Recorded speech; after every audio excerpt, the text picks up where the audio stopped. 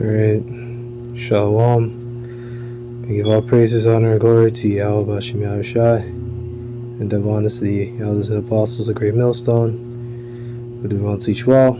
This is Matthew chapter 5, verse 17. Think not that I am come to destroy the law of the prophets. I am not come to destroy, but to fulfill. Here's your breakdown. Yahushua came to fulfill prophecy. The fulfillment of prophecy is faith. Alright. Yahushua broke it down himself. There's no greater commandment than this. Serve the Most High, love your brothers. Roughly paraphrasing, as we all know. And Yahushua came on the scene to pretty much put that down and set things straight, to be a mediator, usher in a time of grace.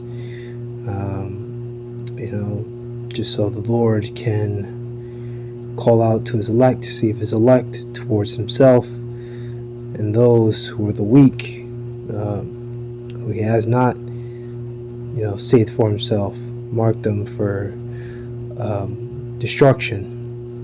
And that's all that it is.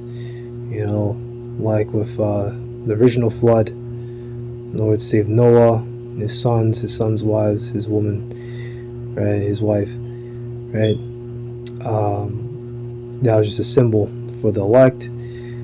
And in these times now, with this new flood, which will not be by water but by fire, the second death, you'll have another remnant which he will, save. Which blessed are those with that in whom the second death has no power. You can read about that in the book of Revelations. About the elect standing on the sea of glass, watching the lake of fire, watching America, have soul. These missiles come down upon this place, and it looks literally like a lake, of fire. Because John the Revelator, he couldn't, explain, the mushroom clouds and nuclear fission and all that stuff. Nuclear fission obviously didn't exist in 80 or 90 AD when he was on the scene. Matthew 5:18, verily I say unto you, till heaven and earth pass, one jot, one tittle shall in no wise pass in the law, to all be fulfilled. Alright, nothing's gonna pass from the law. One jot, one tittle shall no wise pass the law until all be fulfilled. And even when all things are fulfilled, and the kingdom is put down on the earth, the law, and faith is still not gonna go anywhere. The scripture says we'll freely eat from the garden, or freely eat from the tree of life, have that wisdom, knowledge, and understanding, deep within us. Put on immortality. Just keep everything in a perfect way. It's the book of Hebrews that talks about it. I have no need of teachers and things like that. The law is still going to be there. And I think it's Zechariah, I believe it's written, where it talks about these other nations where if they don't keep the laws, that, they're going to get all kinds of diseases and ailments and famines are going to come to them. Alright, this is the book of 2nd Ezra, chapter 9, verse 31. For behold, I saw my law in you, and it shall bring fruit in you, and you shall be honored in it forever. But our fathers, which received the law, kept it not, and observed not thy ordinances. And though the fruit of thy law did perish, neither could it, for it was thine.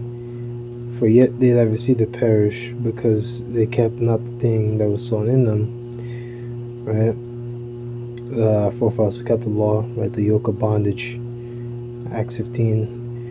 And lo is the custom, when the ground hath received seed, or the sea a ship, any vessel of meat or drink, that being perished wherein it was sown or cast into. The thing which was sown or cast therein, received thou perish, and remaineth not with us, but with us it has not happened so. Right? So if the container destroyed, so will it contain. Alright, so say you have a vessel with meat or drink in it, the vessel's destroyed, then you lose the meat, right? If you have the ground receiving seed and the ground somehow was destroyed, or they say like the Romans, they put salt on Carthage so that nothing can grow there, because they were defying the Roman Empire. Jake was fighting back, which it wasn't only Jake's there. That's Hamitic land. That was a place where Canaanites were. But Jakes have been in there in history, and they share a language. And Jakes were getting involved in that nonsense anyway. But the Romans, they spoke about that place, Carthage, and the human sacrifices and the worship of Molech, which was big throughout the lands of Canaan. Moloch is a Canaanite god. The god of fire, Baal, Tophet, goes by many names, man, many names. But yeah, so pretty much what they're saying is that pretty much we, the contained thing, right? We receive our destruction, but the law remains. It's like the sea was somehow destroyed, the ship will be destroyed. With us, the law remains, but we receive destruction. Okay? Verse 36, for we that receive the law perish by sin, and our heart also which received it. Notwithstanding, the law perishes not, but remaineth in its force. Okay? And then the rest, talks about the woman, which was really just the Lord, kind of like showing him a similitude, and the angel Uriel, Archangel Uriel, comes back down and breaks it all down for him in the 10th chapter. But pretty much this cuts the whole idea. The Christian says the law doesn't matter, modern day Christianity, where they reject the idea that the law still matters, that you don't have to follow the law. You can pretty much eat shrimp, pork, lobster, whatever you want. Just look at the ways of the Christian church, and then look at the people wherewith the Christian church breeds. Really just people without use. I'll bring it out, and I mention this all the time, but there was a long time ago, I went to ask my mom, because she kind of knows what I'm involved in. She doesn't know that I camp. Honestly, I kind of try to put in her mind that I fell out, that I don't even involve myself with this stuff no more, just so that she doesn't ask me, and get on my case about it. You don't cast your pearls before swine, so you don't really need to know what I'm involved in. No one does. But I remember I once asked her a question, and I once asked her something simple. I said, if I was to go to random people in your church and ask them about King David or King Solomon or the judges, would they know? And she said no. And it's just like things that are so things that are foundational, to our knowledge of as a people. Like, why don't they know that? Why don't they know the basic history? Why don't they know that the book is literally about them? They're not reading about some book about some random dudes in the desert.